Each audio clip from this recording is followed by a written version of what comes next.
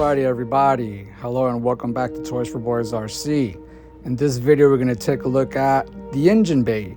It is not complete yet, but it is pretty much mocked up for the most part. These pile of papers that I have over here are all the sketches that I've made. This is like a quality cardboard that I used right before the expanded PVC board. Here's another mock-up of it. There's dozens of them. This is how I started, with paper, and I just started folding it, looking for the angle that I need. I'm cutting little slits in the bottom so I can fold them in place so I can determine where the shock is and all that stuff. This is the construction paper, somewhere in between regular paper and the quality cardboard. Here's another mock-up of it. This one I screwed up. I traced it backwards by accident. The hood has a slope. It's not straight. It has a curve. So you can see that curve that's on it. But anyway, let's move on. Another mock-up using tape for corrections because I removed too much material. This is the firewall. So you can see there's just dozens of versions of it, each one better than the previous. This is how I started, looking for all the angles. I do have a set of calipers and I have an angle finder that helped me do what I needed to do, but the angle finder doesn't fit in every application that I need it in. Maybe I can just find like a smaller angle finder. So let's get on with it.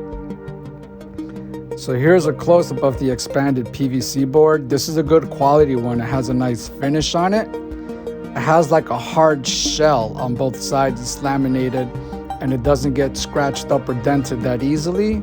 So I went with this. The only issue is that it's really hard to cut compared to a different manufacturer that makes expanded PVC board that cuts with 2 passes of a new razor blade versus cutting one inner fender. I went through 2 brand new razor blades. This is the 3D resin printed engine, and I had to remove some material from the bottom of the exhaust manifolds because I'm not even going to be using the block and the oil pan. It's just going to be resting from the heads and the valve cover. But this is what I was talking about right here.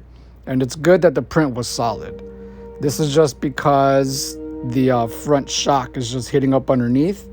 What I want to do is get my own resin printer so I could mock up and move this out a little bit and a little bit upwards so I can make it fit the applications I need to. The timing belt and the timing gears are going to go on once I'm getting to close to completion. This is them right here. I just got them in a Tupperware so they don't get damaged, but that's the timing gears with the timing belt and then the pulleys for the water pump and the alternator. It's all there. So all I'm going to do is just cut a slit down here where I'm pointing at. Just cut a thin little slit for the belts to be able to drop through, just to add to the realism and everything to just be as scaled as possible. Whew, man, so much work, let me tell you. This is the body post tower that comes here, so I am going to have to remove some material from the inner fenders to get this to pop in. Let me show you how that fits real quick. So once that's screwed down, well, let me flip it around. So this piece is going to be fitting here, but I got to see where it is that it's making contact, so that I can Dremel out some material. Maybe I'll cut some extra pieces of the PVC expanded foam board and cover the piece of the shock tower, not the shock tower, excuse me, the body mounts. But let's see here, what else do we got? There's extra material that I have to remove once I tack glue this and make all my lines. I don't need extra PVC expanded foam board where I don't need it. So let me show you how nice it fits with the body on. You can see the header panel up in the front is very nice and tight up against the body lines. They just line up perfectly. body drops all the way down. It's slightly uneven. I'll just remove a little bit of material from the sides if I need to. Just want everything to be flush at the end. I am gonna have an intercooler in here. This piece of plastic that's holding up the header panel, that's not gonna be there, but there will be something else there because this goes in. Don't forget, these shocks go in here to support the large front splitter that's there. So there is gonna be an intercooler fabricated into it. It is gonna have the shocks coming out, and there is gonna be some, I don't really need a support for the header panel, the front portion of the engine bay, because once everything is glued and assembled, it's going to be self-sustaining, and when the body goes in place, it holds everything in place. And once the body mounts are also in there, it's not going anywhere. The whole engine bay compartment is going to be integrated. This body line that I'm showing you on the hood, this is where the engine bay pretty much lines up with it. It's just not perfect now because nothing's glued, but the curvature that it has, I'm just gonna sand and file the pieces a little bit more, because when I traced the stencil that was perfect and I cut it out of a PVC expanded foam board, I cut it a little bit larger to give me some extra material and working room so I can shave it and file it and get it to fit perfect as I move material. So everything is like a 0.5 millimeter larger than what it needs to be. And this measuring tape, I'm just holding it here so I can balance the engine just for demonstration. This is because I don't have the body posts aren't there. So there's a height difference. So you can see everything is pretty tight. Now, the Limitless platform is a 1/7 scale. But the 3D printed engine is a 1/8 scale, which is slightly smaller.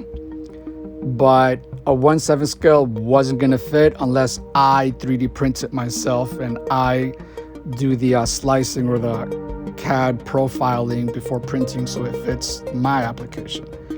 These brass tubes that I got on Amazon, there's about 10 sizes. I don't remember all the sizes, but the smallest one is 1.5 millimeters, which is this last one down here. I think there might even be a smaller one in there, I'm not sure, but the smallest one is 1.5 millimeters, and the largest one is like 10 millimeters, 10 or 11 millimeters. And this is the tube bender. 1/8 is the smallest size. Now 1/8 is 3 millimeters. If you don't know what 3 millimeters is, this is 3 millimeters right here. The expanded PVC foam board is 3 millimeters thick, which is 1/8. So I know it's gonna do everything I need it to do. I'm gonna be making fuel rails, the downpipe with it, the charge pipes. I'm even gonna be doing shock tower supports, like the shock tower brace. If I don't do it with that, I'll do it with carbon fiber or something like that.